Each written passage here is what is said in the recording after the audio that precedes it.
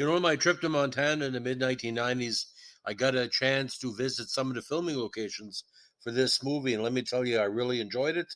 Gates in the Mountains, one of the most beautiful sights in that part of the United States, big sky country.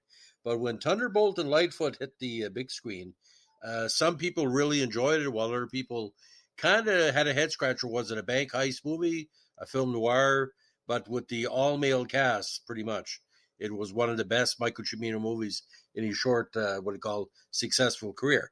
Now, this crime comedy came out in the midst of a very big year for movies in '74.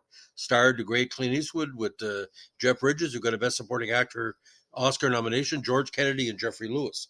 Now, produced by Robert Daly, cinematography by Frank Stanley, production company was the Malposa, distributed by UA. Released on May 22nd, '74 in LA, and almost 2 hours long. And like I said, it's a thinking man's movie. Now, this one, a young ne'er-do-well, Lightfoot steals a car. Elsewhere, an assassin attempts to shoot a preacher who is delivering a sermon at his pulpit. The preacher escapes on foot. Lightfoot, that happens to be driving by, inadvertently rescues the preacher by running over his pursuer and giving the preacher a lift. They steal a series of cars, patronize prostitutes, and escape in an attempt on their own lives by two men. Lightfoot learns that the minister is a notorious bank robber known as a Thunderbolt for use of a Oerlikon 20mm cannon to break into a safe, played by Eastwood, who has been hiding out in the guise of a clergyman following the robbery of Montana Bank, kind of a play on High Plains Drifter a little bit. Now, Thunderbolt tells Lightfoot that the ones trying to kill him are members of his gang who mistakenly think Thunderbolt double-crossed him. Thunderbolt is the only member of the gang who knows where the loot is hidden.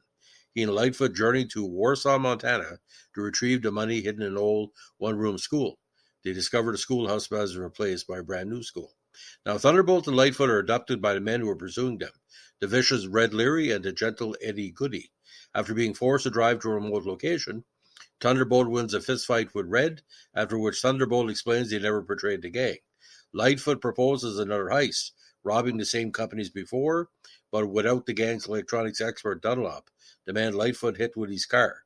In the city where the bank is located, the men find jobs to raise money for needed equipment while they plan the heist. Now, when the robbery begins, Thunderbolt and Red hold the guard at gunpoint and force him to reveal the access codes to the outer doors of the safe. Lightfoot, who is dressed as a woman, distracts the Western Union office security guard, deactivates the ensuing alarm, and is picked up by Goody. Like the first heist, Thunderbolt used an anti-aircraft cannon to breach the vault's wall, and the gang escapes with the loot. They flee in the car with Red and Goody in the trunk to a nearby drive-in movie in progress.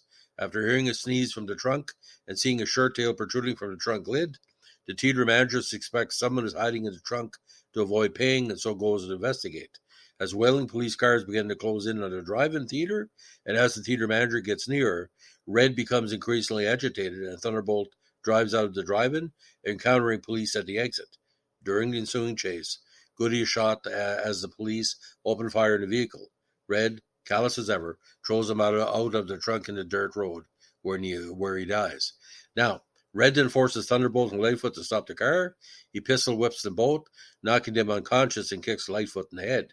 Red takes off with the loot in the getaway car, but is again pursued by police, who shoot Red several times, causing him to lose control of the car and crash through the window of a department store, where he's attacked and killed by the store's vicious watchdog. Very good scene, by the way. Now, recovering from the beating, Thunderbolt and Lightfoot make their way toward the highway, though Lightfoot has begun to display signs of brain damage. They hitch a ride the next morning and are dropped off near Warsaw, Montana, where they stumble upon the one-room schoolhouse, which is now a historical monument on the side of a highway, having been moved there from its original location after the first heist. As the two men retrieve the money, Lightfoot's behavior becomes erratic as a result of the beating. Now, Thunderbolt buys a new Cadillac convertible with cash, something Lightfoot said he always wanted to do, and picks up his waiting partner, who is gradually losing control of the left side of his body. As they drive away celebrating their success with cigars, Lightfoot, in obvious distress, tells Thunderbolt in a slurred voice how proud he is of their accomplishments, then slumps over and dies. Thunderbolt snaps his cigar in half, as it is no longer celebration, and with his dead partner beside him, drives off down the interstate and into the distance. So why this movie works on several levels, I'll tell you why. It was a big box office hit. It made 6 times its production cost, $4 million. Now, Jeff Bridges comes across as a very, very kind of less aggressive version of Clint Eastwood, very handsome man. You put two nice looking men in a movie like this, and it's pretty well like an all male movie. There obviously Catherine Bach is in there, but you got Gary Busey, George Kennedy, you got Jeffrey Lewis, always great character actors, Vic Tayback as well. So it's all a matter of choice here. And let me tell you something, ladies and gentlemen, the movie flies very fast. So every second is a choice moment. Now, Cimino wrote the script on speculation with Eastwood in mind. His agent, Stan Kamen of the William Morris Agency, came up with the idea of packaging the film with Cimino, Bridges, and Eastwood. Eastwood was available after turning down the lead role in Charlie Varick. Due to the great financial success of Dennis Hopper's Easy Rider, road pictures were a popular genre in Hollywood. Eastwood himself wanted to do a road movie. Now, agent Leonard Hershan brought the script to Eastwood from fellow agent Kamen. Reading it, Eastwood liked it so much that he originally intended to direct it himself.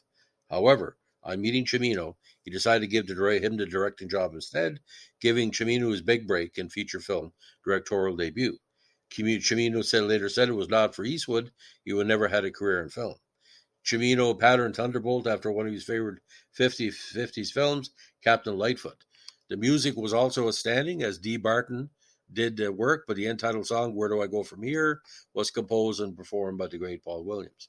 Now, although Eastwood generally refused to spend much time scouting for locations, particularly unfamiliar ones, Cimino and Eastwood's producer, Robert Daly, traveled extensively around Big Sky country in Montana for thousands of miles and eventually decided on the Great Falls area and the Gates of the Mountains, of course, and to shoot the films in the towns of Ullum, Houston, Fort Benton, Augusta, and Choteau, and the surrounding mountainous countryside. The film went on for a while, almost 47 days, from July to September 73. It was filmed in Fort Benton, Wolf Creek, Great Falls, and Hobson. St. John's Lutheran Church in Hobson was used for the opening scene, and the imaginary freeway exit signage, Warsaw Exit 250, and the fictional town of Warsaw was in reality the Interstate 15 exit for Dearborn, an unincorporated community that straddles the Cascade, Lewis, and Clark County line. The scene where Thunderbolt recovers the money from the one-room schoolhouse was filmed at the rest stop just south of Exit 240, which is the exit for Dearborn. So, beautiful use of the Montana countryside. Now, Eastwood did not like to do any more than 3 takes on any shot, but according to co-star Bridges, I will always go to Mike and say, I think I can do one more. I got an idea. And Mike would say, I got to ask Clint. And Clint would say, give the kid a shot. Charles Wilkin, first assisting director on Thunderbolt, added, Clint was the only guy that had never ever said no. Michael said, okay, let's go for another take. It was take 4. Clint would say, now we got enough. We got it. And if Cimino took too long to get it ready, Clint would say, it's good. Let's go. Well, it's, fucking Clint Eastwood, man. Now, Thunderbolt was released on May 22nd, 74. It grossed $9 million in rentals on its initial release and eventually $25 million in the United States, making it the 17th highest grossing film of 74. Now, the film, again, did good box office business, and its studio profited, but Clint vowed never to work with UA again due to the fact he felt it was bad promotion, according to author Mark Elliott. Eastwood perceived himself as being upstaged by Bridges. Well, it's Jeff Bridges, Now, it was released on DVD in 2000 and also by Twilight Time on February 11th, 2014 on Blu-ray. Now, Howard Thompson, New York Times, praised the film as funny, tough-fibered crime comedy with an unobtrusive edge of drama. Siskel of the Chicago Tribune gave it 2.5 stars, and good reviews from Kevin Thomas, Gary Arnold, and a few others. Now, Rotten Tomatoes, the film has an approval rating of 88% based on 32 reviews.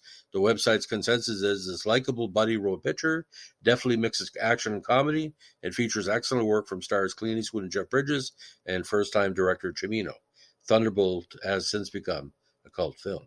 As a result of the film and Cimino's TV commercial work, producer Michael Dealey would approach Cimino to direct the Oscar winner Deer Hunter. Now, Bridges received the film's only nomination for the Academy Award, and many felt that he was robbed of the award because of his, professional work. I think this movie was really popular on a lot of levels because it was your typical handsome men driving movie like Charlton Heston, Omega Man, and Planet of the Apes, all the different movies. Now, author Michael Bliss Also wrote that while Thunderbolt may appear to be a conventional violent action film with Eastwood in the lead role, the film is more like a meditation on than a representative of the male camaraderie theme, using rhetorical devices such as symbols, camera work, and elusive dialogue to add to that theme. According to Bliss, the film's structural paradigm describes a series of events, natural order followed by a disturbance, followed by a restoration of the natural order. We basically said, they're outside society, back in, and you pay for it. But like I said, heist films were big at the time because you had The Sting, you had Steve McQueen films. It was a thing to have the getaway as well. But this movie works for me in a lot of levels because I saw it originally in French, and even with the French translation, Clint Eastwood, you don't need a high IQ to get what's going on. This is kind of a male platonic relationship where the older person is trying to tell the younger person how to do a heist. Now, heist movies, that was the decade, the 1970s had tremendous heist movies. But how is it different here? You got the MacGuffin, okay? There is money in the MacGuffin of this one, but it's like a Hitchcockian thing. They're looking for this church, and once they find it, the movie's about to come to an end. But instead of killing off one of the main characters, which is kind of, like a Thelma and Louise later on where the two main characters die, they get a shit kicking, and Bridges, being the younger person, he dies while Eastwood goes on. So a good key, he left it open for a sequel because obviously he could do flashbacks and call it, I don't know, Thunderbolt and Lightfoot 2 or Lightfoot Jr. Maybe Jeff Bridges has a brother in a future movie, maybe get somebody like, I don't know, Gary Sandy or something like that to play the sequel. But Clint Eastwood was hitting out of the park in the 1970s with the Dirty Harry movies and the Westerns and Every Which Way But Loose, movie and sequel, even though it was early 80s. Clint Eastwood were just, oh my God. And the movies being really re-released, the Westerns from the late 60s, early 70s. You couldn't go to drive-in back in the day and not have 2 or 3 Eastwood movies playing in the dog days of July and the cool days of summer. So Thunderbolt and Lightfoot, again, on the initial viewing, 3 out of 4, I was very pleased and very happy to visit some of the filming locations in Montana. There's not much about Thunderbolt and Lightfoot is talked about. There's no signs on the side of the highway, but I recognize it because the gates in the mountain tour, how would that works? When you get closer, it separates. When you go away, it closes like as an optical illusion. It's quite amazing, actually. And I was there with a lot of people, and I basically told them a little bit about the movie, and they had no idea that Eastwood and Bridges had filmed in that area. So I was informing a bunch of Americans. That typical Canadians were telling Americans what's going on. Didn't have a clue. So, ladies and gentlemen, if you like our latest with our Clint Eastwood podcast, especially the vintage years of the 1970s, let us know. What a like, comment, subscribe, or share. Don't forget, requests are always appreciated. And comments, let me know what you think of Clint Eastwood's big decade of the 70s. Are you a fan, a non-fan? But I apologize. The previous podcast, he was 91 and 91. He's 93. And he's not going to stop working until a transport trailer runs him over as he's going for his mail, in Carmel or wherever he's living now. I forget where he's living. So listen, take care, stay cool, and don't forget, as we say in Northern Brunswick, keep your stick in the ice. Have a good one. Bye.